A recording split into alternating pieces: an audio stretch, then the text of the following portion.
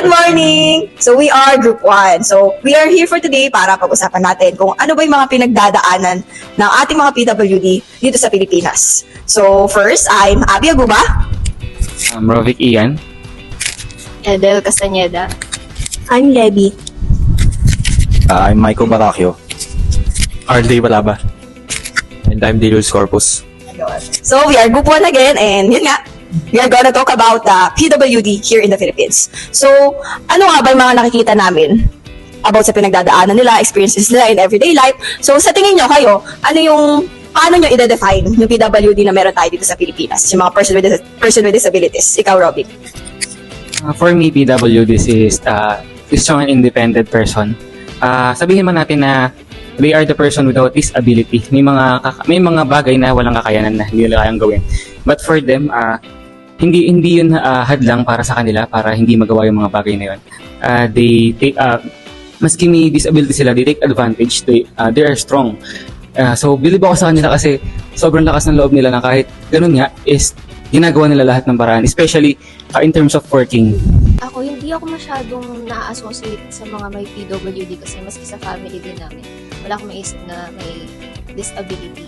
Pero sa nakikita ko naman, dito sa Pilipinas, parang more on willing naman tayo kasi to provide them sa kung anong kailangan nila.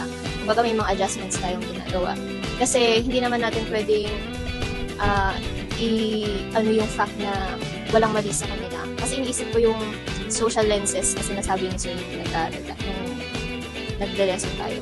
Sabi niya na baka pagtingin lang daw ng tao kaya merong disability, pero hindi natin pwede i-disregard yung fact na yun na there's really something, and feel ko naman dito sa Philippines willing naman tayo na mag-provide ng help sa kanila. For me, nakita ko yung PWD na kagaya ng sinabi ni Robic na strong person kasi nakikita naman natin sa kanila na lumalaban sila, na kahit na ganun yung sitwasyon nila is pinapakita nila na meron silang purpose, or napapakita nila na kaya nilang gawin din yung mga ginagawa ng normal na tao.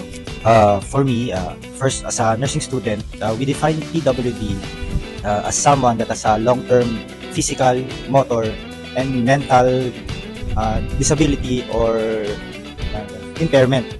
Dahil dito, it hinders them to do anything normal in their current situation. They might do it pero nahihirapan nga sila. Pero minsan, or most of the time, these impairments, hindi sila nasasagabal dito. Minsan nagiging advantage pa nila sa sarili nila kasi nag-a-adapt sila sa situation nila. There are cases, kunyari, ang isang bulag, mas na-enhance ang kanyang hearing to adapt in his situation. In this situation, the PWD is more like having a superpower nga, sabi nga nila. As nawawala nga sila ng sensory movement or sa isang place, nag-enhance naman yung iba compared sa atin. Sa bansa naman natin, I see that there are improvements. Nag-cater naman sa different kind of organizations, business, para sa mga PWD. Konti-konting nagkakaroon sila ng platform to voice themselves or to be there with us normal persons. Mas nagiging open na nga yung mga ibang businesses to have or to employ such PWD people. Tulad ng mga fast food, ng Jollibee, McDo or ganon, may mga nag-i-employ na ng mga PWD kung saan dati para ayaw nila kasi isip nila mga hinder sila sa business. So for me, malaki improvement yan sa PWD at mas kinikilala na natin silang one of us rather than tinataboy natin sila na ini-exclude natin sila na may disability nga sila, so parang hindi natin sila katulad. Para sa akin, wala namang kaibahan sa atin yung mga PWD dahil kahit may mga kapansanan sila, nagagawa pa rin nila yung mga kaya natin gawin, kagaya na sa trabaho. Nakakapasok pa rin sila sa trabaho kahit may mga kapansanan sila, hindi hadlang sa kanila yon para gawin nila yon. At hindi hadlang yun sa kanila para hindi pagpatuloy yung laban sa buhay. Ayun nga, hindi hadlang sa kanila yung mga ginagawa nating iba. At parang mas kaya pa nilang, o mas higit pa nilang nagagawa yung iba nating nagagawa. So sa akin naman, so as a social worker, di ba, we are taught, wag natin tingnan yung PWD sa nakikita lang natin. Kasi hindi limited yung kakayahan nila sa nakikita lang natin. So for me, I agree na meron mang mawala sa kanila, kunyari, bulag sila, hindi sila makakita, merong sense, sa 5 senses sila na lumalakas. And from there, kaya nilang bumago ng mundo because of their talent. Dahil unique sila. Yes, may kakulangan sila, pero at the same time, merong binigay si God na specialty para maipakita kung sino talaga sila, maipaglaban yung sarili nila dito sa mundo natin. Ayun. So, para sa akin naman, dito sa Pilipinas, ano ba yung nakikita natin na mga, bigyan niyo ako ng isang example. Yung kay Miko, yung example niya nga yung nagiging inclusive na, more on sa jobs. Ano yung mga nakikita niyo pang iba na kung saan nagiging inclusive yung Philippines? For me, in terms of discounts, ayun, advantage din nila yun kasi in terms of discounts, merong malaking discounts na ibibigay sa kanila in terms of buying the other products or ano man na talagang need nila for essentials in everyday living. Especially for the food, sa mga fast food, sabi nga ni Kuya na hindi lang naman pagkatrabaho ang ginagawa nila. Pag sila'y kinater doon, syempre, bibigyan sila ng, kahit small amount of discounts. And then, syempre, sa mga groceries, sa mga iba, sa gamot, especially for the medicine nga pala. Then, sa hospitals, ganun siguro. Yun lang. Ako din, nakikita ko more on tax perspective kasi base din sa inaaral. Bukod nga dun sa 20% discount na very common sa ating lahat. Meron din silang mga ibang transactions na na-exempt sila sa VAT, mga value-added tax. Bukod pa doon, yung tax laws din natin, i-recognize din nila yung mga private entities, mga private businesses na somehow parang nagmamalasakit sa mga PWDs. In what way daw? In a way na itong mga private entities na to, if meron silang mga modifications na ginawa sa facility nila, in a way na accommodating sa mga PWDs. Halimbawa, meron silang mga elevator na ginawa lang for PWDs. So sabi ni Batas, ikaw na private entity, pwede kong mabawasan yung tax mo by just having this kind of sa facilities nila modification. So gusto ko lang din i-point out doon na napapahalagahan yung mga ganitong adjustments na ginagawa sila. Hindi ko sure kung ano, pero for me yung mga establishment, di ba may mga, tawag dito? May isang pando na magaling mga PWD, dapat doon lang yung nila, yung sa may grocery, yung mga liin para mas maging priority sila, para mas mapadali yung nila, process ng mga ginagawa nila. Doon lang sa priority lane, laganap na dito sa bansa natin yun. In terms of transportation, tulad sa bus, nakalagay doon na kung sa harapan na seat para doon sa mga senior citizens or PWD. Kasi it's more accessible sa kanila at mas hindi sila mahihirapan at mas pinapalaki yung spot nila. Kasi sometimes mga PWD may wheelchair or such, kaysa na pumunta sila sa likuran at mas mahihirapan. Or some parking areas na inclusive for sa PWD. Maraming mga instances like mga stairs kung saan ginagawa nilang ramp para para mag-cater lalo sa mga PWD people. And in terms of benefits then, in the government or municipality, nagbibigay yung mga depende sa lugar. Kung katulad ng kung sa mga mahirap mga 40s, meron din para sa mga PWD kung saan binibigyan sila ng either allowance or mga ayuda, mga cash assistance. For me, that's napakaganda yun para sa kanila kasi kailangan nila, minsan may mga maintenance sila na gamot na kailangan, hindi nila na-afford ito kasi nga either walang trabaho sila or wala nagpo-provide. So, ang nakaasa sila or supportive sila sa government assistance, and that's a great way to support them. Para sa akin, kapag nasa mall yung namimili, ganyan, may mahabang pila, may bukod na pila yung mga PWDs para hindi na makipila sa mahabang pila para mas mapadali yung pagbabayad nila. Yung dahil sa ayuda tapos priority sila sa kahit ng establishment para mapabilis yung kung ano man yung kailangan nilang gawin o bilhin. Sa akin din sa establishment. Actually, may napanood ako sa Facebook. Merong babae, single na motor. Doon siya nag-park sa may parking ng PWD. Tapos may dumating na nakakotse. Dapat magpa-park siya doon dahil meron din siyang PWD kasama. Vlogger yun vlogger.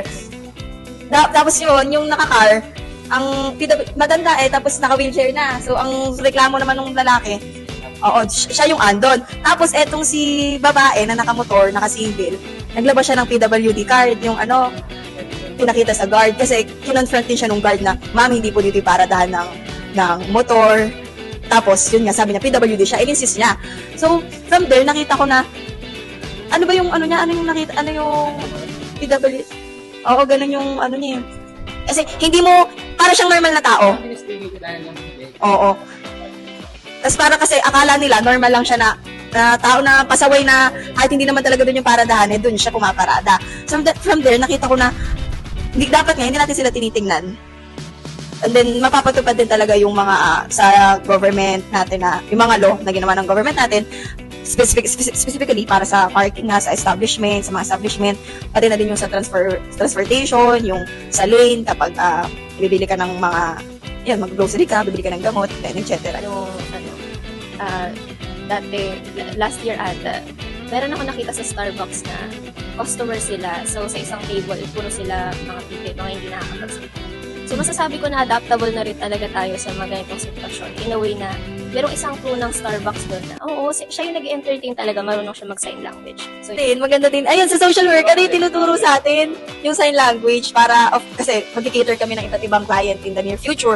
So, kailangan, kaya namin makipag-communicate, makipag-usap sa lahat ng klase ng tao. Ano yung share mo? So, yun nga in terms of job naman. Kasi we have meron kaming gasoline station and then meron kaming sabihin natin katulong na talagang may impairment. And then hindi ko naman parang na-compare ko siya sa ibang kasama namin sa bahay na mas masipag pa yung PWDs kaysa sa mga normal na tao. Siya kasi syempre kasi siya parang deaf and mute siya. So, syempre, kailangan mo utusan normal yung kasi hindi naman niya alam yung gagawin niya. Hindi siya makapag-approach ng customer. Pero once na inutusan, yung mag 5 minutes, ganyan, or hindi alta sa kanya oras. Kumbaga, for example, utos mo to, ganyan, as in talaga, mabibilib ka sa kanya. Ganun lang. Galing. So, bilib ako sa mga PWD. Galing kasi, meron silang kakulangan, pero nagtatry sila na maki-aswan sa atin by paggawa nga ng tulad na sinabi mo na gagawin nila talaga kung ano yung yun. Well, kung naisip natin PWD, more on tayo, physical talaga. Kung pagkaya na sinabi ko ng explanation ng PWD, it can be physical, mental, and sensory. Napansin ko lang sa Pilipinas kasi, or actually sa buong mundo na yun nga, more on catering, tapos mas kinikilala na PWD isang tao kung nakikita nila yung disability nila. Pero parang mas magandang matanggal yung motion na yun dahil mentally, may mga tao din na mentally disabled din. They are considered PWD. Hindi lang yung mga SPED, mga special, or yung mga may ADHD, hindi lang yun. Depression can be also a term for PWD people. Anxiety, yung mga high levels, yun, or mga bipolar or something na kung tinignan mo isang tao, parang normal lang siya. Pero in reality, there's some disability, mental thing that he or she is naranasan niya. Well, in terms of experience, kasi nga, as a nursing student, sa psych ward, yung mga ganun, yun, parang nakasalamuhan namin mga ibang tao dun. Meron dun yung mga makikita mo talaga na may disability sila mentally. Tapos yung mga iba dun yung mga normal lang, naisip mo bakit nandito siya, pero kaya naman yung makipag-communicate sa ibang tao. But the more that we get to know them, nakikita ka na there are some instances na lumalabas talaga. Either may bipolar, yung malala talaga na bigla na lang magbabago ang kanyang galawan. From being happy, then mga ilang segundo or minuto, sobrang lungkot niya na or sobrang nagagalit siya, nalirita. Hindi ko lang alam dito sa Pilipinas, pero sa ibang bansa lang ko, nagbibigay din sila ng mga card for basta may medical basta may medical certificate ka na sinasabi na you have a mental disability, matatawag ka ng PWD at you'll be deemed as a PWD. Parang yung gusto ko lang pa rin na kailangan mas maging open talaga tayo kung ano yung sabihin ng PWD at huwag natin i-judge isang tao kasi nakikita lang natin. Kung nakita sila normal lang pero may PWD sila tapos di tayo naniniwala, syempre inisip natin na baka hindi naman totoo yan or nagpagawa lang siya ng card or something. We must first to know the story of that person rather than judge them firstly. Because every one of us has a battle of their own that we are fighting and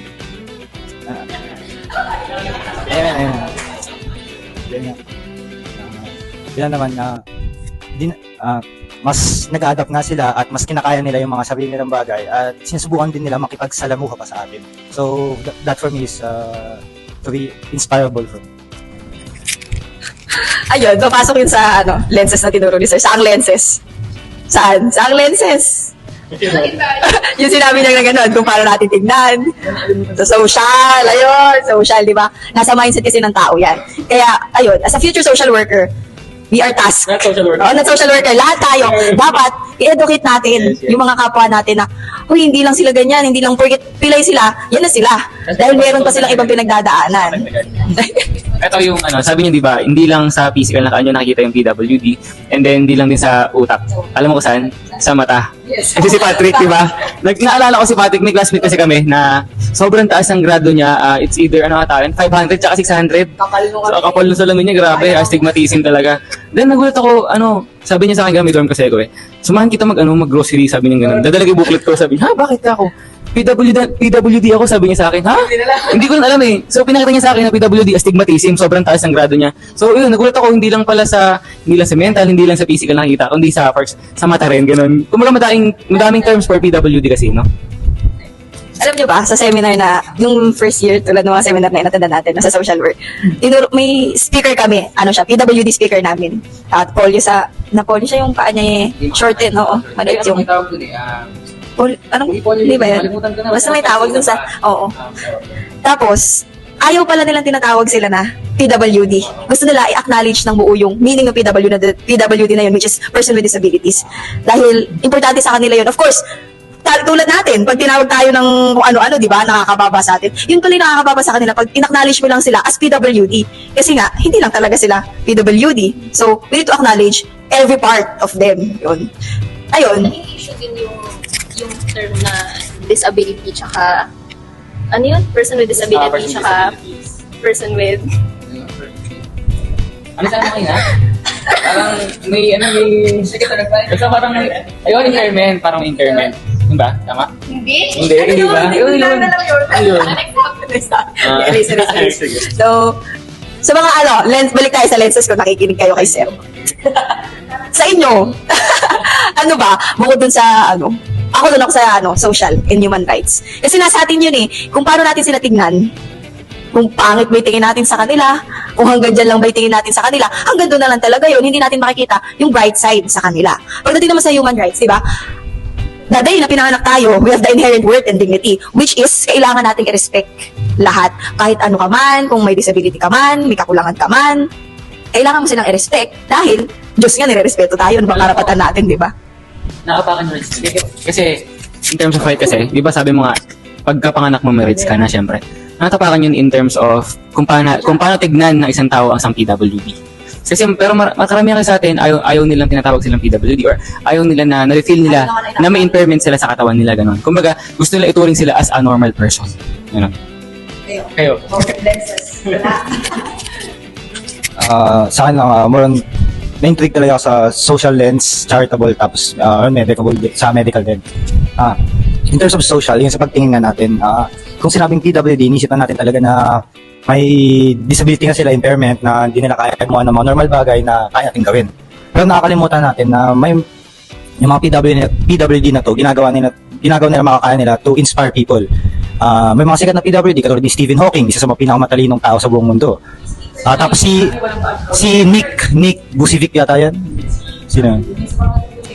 Basta ko yung Nick na yung walang patamay, malaking yun. Parang yung gano'n nga daw.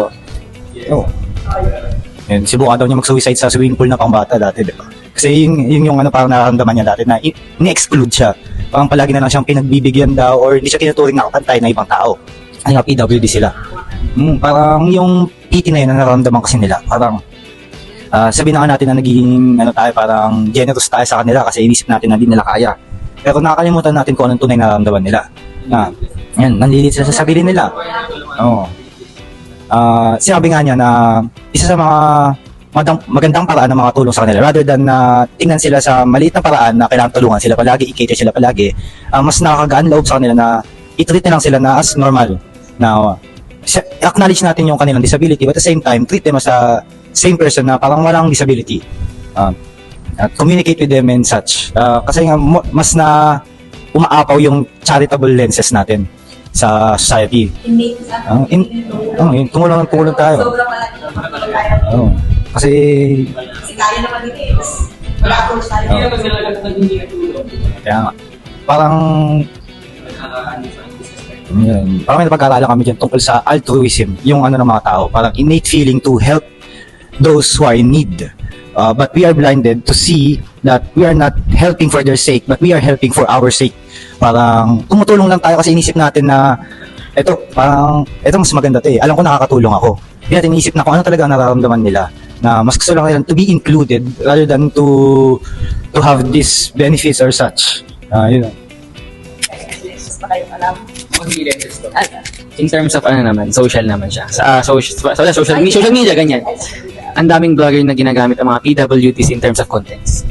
Doon ako naiinis, contents. Naiinis ako sa kanila. Diba? Nagbibigay sila ng pera. Tutulungan nila pera. So, syempre, views, pera din yun. So, ginagawa nilang pagkakitaan yung mga PWD person eh, no? Which is hindi naman na, sila, ganyan. Mga toxic sa lipunan. Hindi ko naman nila lahat, pero there are some influencers kasi, instances, there are some influencers na ang goal lang nila is to make money, is to create, contents, ganyan. Kumbaga, parang, walang sense. Tutulungan mo ganyan, hindi mo nahihingi ng tulong. Nakita mo lang sakali, tulungan mo na agad. Ang nakakawa, di ba? Yes, ang tulong hindi pang long term. Ang mas maganda, for us, ito social worker, pag magbibigay ka ng tulong, pang long term, huwag yung pang short term lang.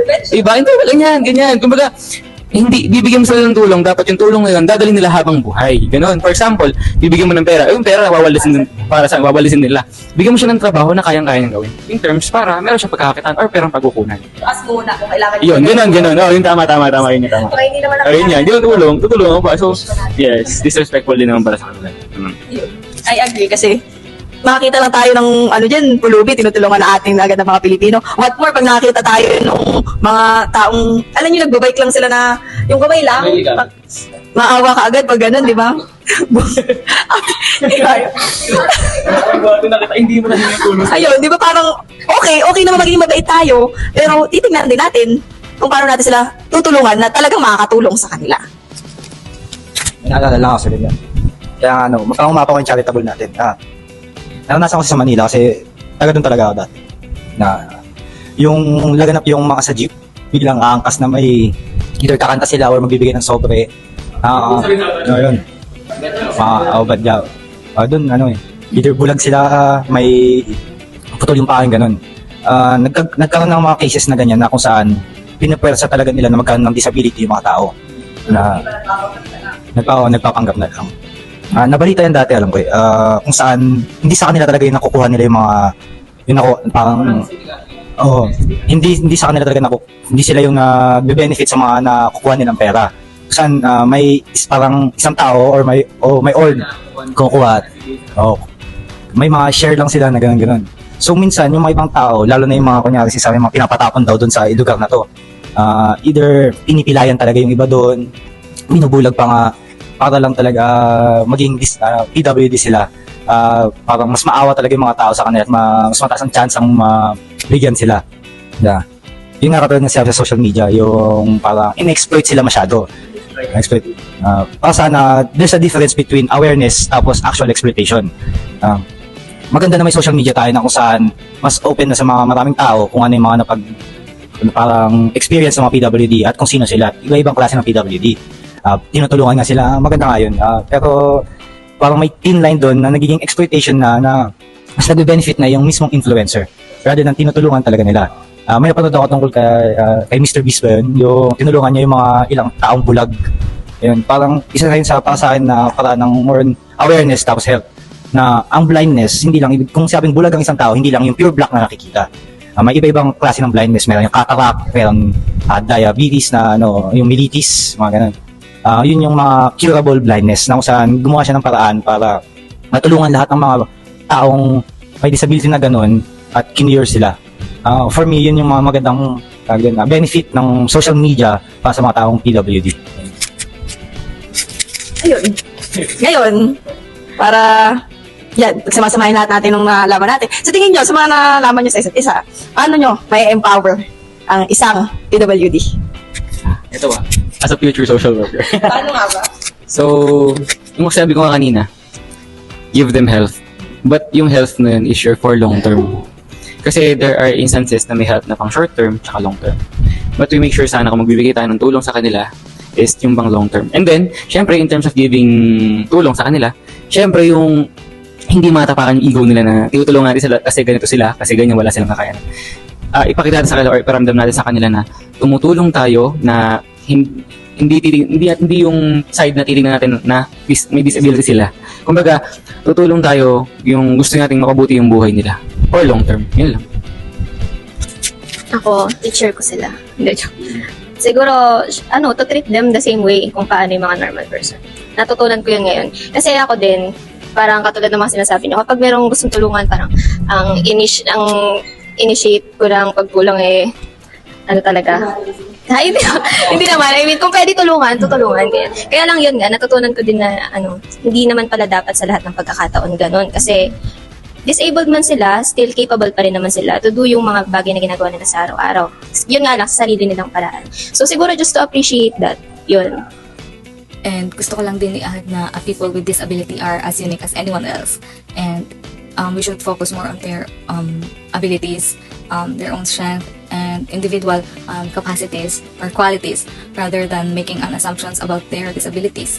And disability doesn't really define a person. It is just one aspect of who they are. And as a psychology major, I would approach a person with disability with respect, empathy, and understanding. I would view them as individuals with unique strengths, challenges, and experiences rather than defining them solely based on their disabilities. And it is also important to recognize their own capabilities and support them while being aware of any additional needs they may have.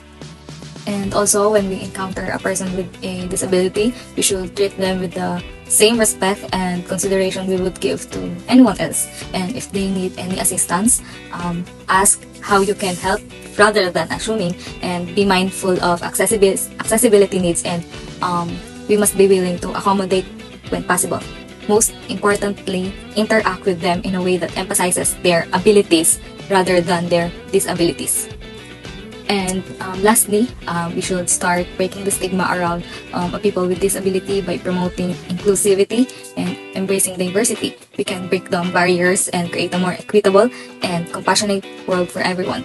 Good day everyone, I'm Eliza May M. Kakanindin, and pinag-uusapan nga natin kung ano yung mga pinagdadaanan ng mga PWDs dito sa Pilipinas. Dito sa Pilipinas, tinitingnan natin yung mga PWDs as our equal kasi hindi naman hadlang yung kapansanan nila or kung ano man yung mga struggles na pinagdadaanan nila is hindi hadlang or hindi kabawasan yun sa pagkatao nila. Maraming benefits na binibigay ang mga gobyerno sa ating mga PWDs. Katulad na lang dito yung mga may bawas sa mga discounts and priority lane, and binibigyan din sila ng mga libreng gamot, ganun, and yung PWD card na magagamit nila kahit sa ang establishment sila pumunta, sa mga restaurants, sa mga hotels, and sa mga sine, mga ganun. And when it comes to employment, merong batas na pinasa yung gobyerno na dapat 1% sa employment is binibigay para sa mga PWDs. Parang meron silang karapatan na mabigyan ng equal opportunities when it comes to employment. And meron ding binibigay yung government na vocational trainings para ma-develop nila yung mga skills nila, yung mga strengths nila, para mas ma-develop pa nila at mas magamit pa nila ito. And pwede rin nila itong magamit sa extra income nila, ganun. Dahil hindi naman sinabing porke PWDs is parang wala na silang pakinabang, dahil marami pa rin sa mga PWDs natin na maraming talent, maraming skills, na matatalino, ganun. So, yung take ko about this topic is dapat mas bigyan natin sila ng extra effort and extra care kasi mas pwede tayo na we're complete. For example, hindi tayo deaf and mute or blinded or any sakit na nararanasan. And hindi katulad sa kanila na nahihirapan sila sa daily lives nila kasi yung iba sa kanila is hindi makapagtrabaho dahil sa ganong condition. Kanina may na-encounter ako kasabay sa jeep. Bulag siya and siguro mga nasa around 57 ganun. Nakasabay ko siya sa jeep and wala siyang kasama, so binilin lang siya doon sa jeep na sinakyan namin. Then bumaba siya sa Pacific, and then ako na yung naghatid kasi doon din naman ako bumaba sa Pacific. Feel ko kanina is ayun, paano kung may mga taong hindi siya tinulungan, ang pupuntahan niya is sa Haliman, and sa taas pa yun, so hinatid ko na din. nakausap ko siya na kung pupunta siya doon, paano siya nakakapunta sa place na saan naman. Ay ang sabi niya is, ibinibili lang daw siya sa guard. So hindi ko siya binilin kanina sa guard doon sa mismong entrance. So dinala ko na siya doon sa may handyman. So yun ako, nagkwento lang. Natid ko na siya. Nakaramdam ako ng awa kasi nakuha pa natin magreklamo sa buhay natin. And yung mga ganong tao is masiswerte pa rin talaga tayo na ganito na complete sa kanila. So, kailangan mas bigyan natin sila ng importansya and mag-give dapat yung government to take ng action sa mga ganito klase ng tao. Dapat sila ang mas priority natin. And bilang isang social worker, tayo yung nagiging boses and nag-empower sa kanila na life must go on. So, gawin natin yung mga pagpasaya sa atin araw-araw.